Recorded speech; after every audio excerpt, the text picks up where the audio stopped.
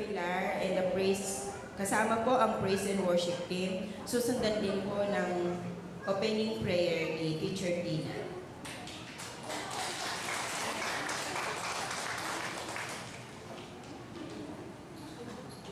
Good morning po sa inyong lahat. Good morning po.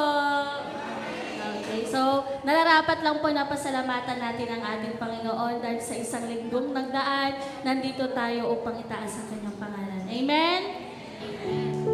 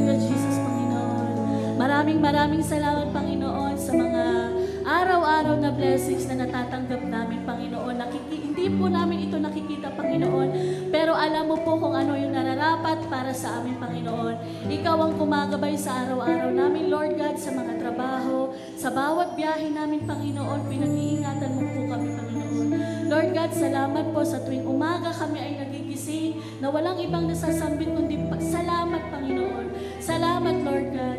Itinataas po namin ang lahat ng ito in Jesus' name.